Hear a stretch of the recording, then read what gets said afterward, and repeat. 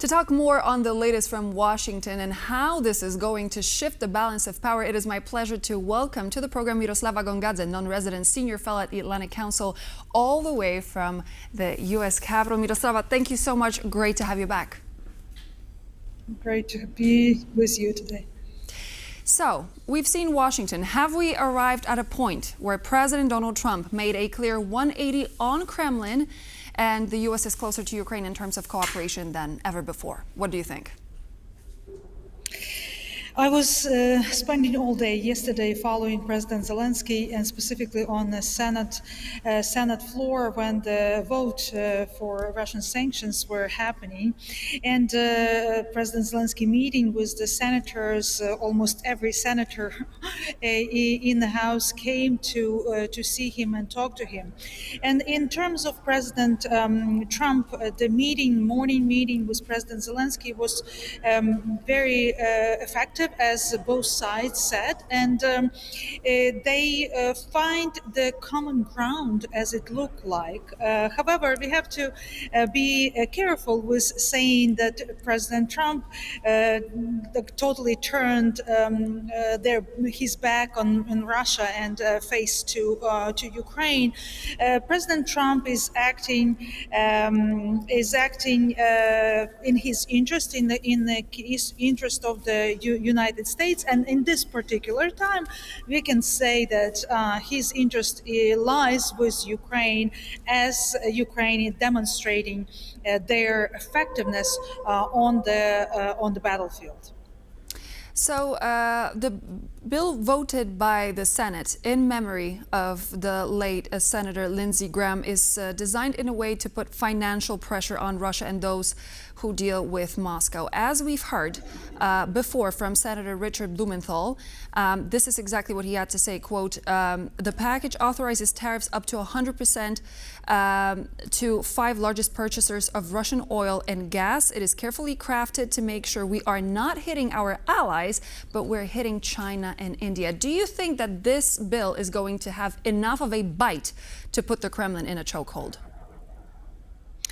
First of all, we are not yet there because the bill passed only a procedural vote on the Senate, and there is supposed to be 2 more votes by the end of this session in the Senate. That the Senate has 2 weeks to actually finalize and make a final vote. Then this bill is supposed to be introduced on the House, and this will be a more difficult process because specifically Democrats in the House of Representatives are opposing this bill, and they are afraid that this bill gives President Trump tool to actually impose those sanctions on the partners, and they are saying that tariffs is not something that they support.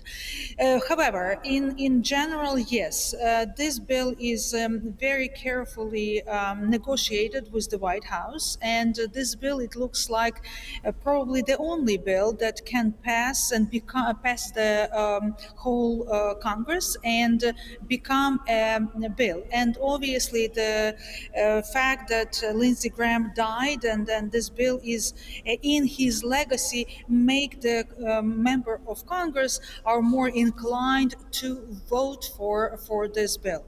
In terms of the sanctions and pressure on Russia, it gives a wide variety of type of pressure on businesses, on oil manufacturing, on the countries that buying Russian oil. So basically, it's a very, very comprehensive, strongest, as we can see, sanctions on Russia and extension sanctions on Iran. Because last moment, President Trump wanted this bill to be about Iran as well. So now this bill has a name, sanctions, Graham sanctions bill on Iran and Russia.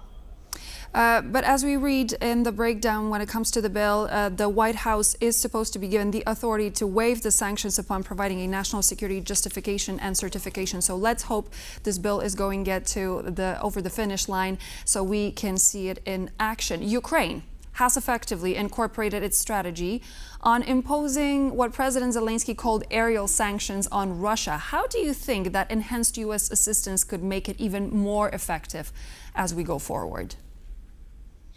First, as you rightly mentioned, Ukraine effectively bombarding Russian facilities and oil facilities and other type of facilities, and that actually helped the world understand that Ukraine has capabilities and can use its capabilities, and can basically build up their manufacturing process very fast. So now it's the question how fast the United States and European countries can move toward production cooperation with Ukraine, and we know that recently there's a Ukrainian companies coming here to United States and opening their factories in United States, as well as Ukraine is asking for some licensing to produce some of the weapons in Ukraine, American-produced weapons in Ukraine. That was the part of the discussion yesterday from what we know in the White House. And again, it was productive. President Zelenskyy as well met with the leaders of one of the biggest military manufacturers in the United States. So that co-production was the key question for this one-day visit of President Zelenskyy. As we're looking at it collectively, the full picture, ultimately, is this slowly but surely pushing Putin towards the negotiating table? I mean, yesterday, here on TVP World, we reported on Russia being forced to sell the state-held diamonds as this very public spending deficit rose to 43 billion euros in the first half of 2026. What do you think? Yes, the pressure on Russia is mounting. This bill in Congress, as well as Ukrainian strikes, are building that pressure. And we cannot say that we are around the bushes already, but both sides, Ukraine and United States, are interested in some kind of freezing the conflict or stopping the hot part of the war, stopping the war. Obviously, Ukraine is looking for just peace. They are not expecting that this war, just stopping fighting, would end the big hostilities in the future. So this has to be comprehensive peace, and where the Western countries and including United States will be guarantors of this possible peace. But yes, the plan, the tactics is to push Russia to sit down and start negotiating and stopping this hostilities.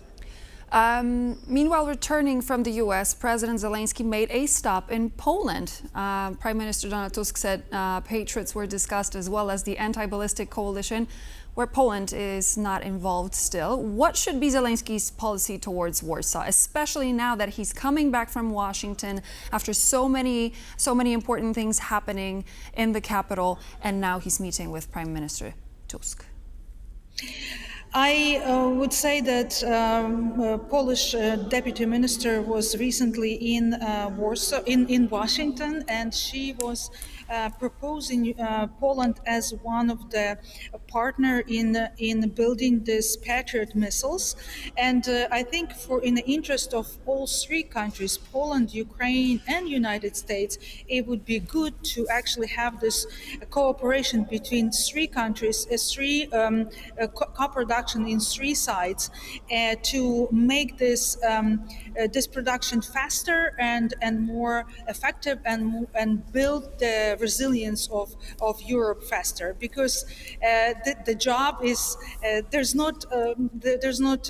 everybody has to be involved to actually make the defense alliance stronger.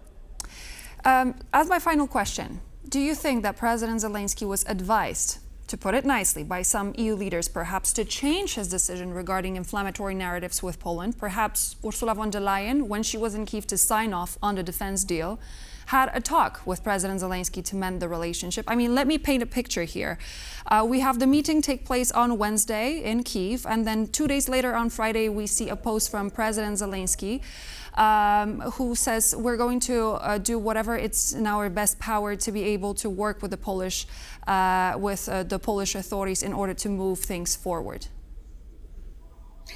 I believe calming down the relations and rebuilding relations between Poland and Ukraine is in interest of both countries. And I think leadership of both countries, as we even see with the political crisis in Poland, some of the Polish leaders are not totally agree with how country is run in political decision making. So in the interest of both countries, rebuilding or starting from scratch this relationship would be good. And we're going to pull a full stop there. Myroslava, thank you so much for joining me back on World News Tonight. Always a pleasure. Myroslava Gongadze, Nonresident Senior Fellow at the Atlantic Council. Thank you once again. And so this would be all the latest news for now. Thank you so much for joining. I'm Klaudia, Czerwińska, and I hope to see you back here on TVP World for more news and features. But until then, have a good one.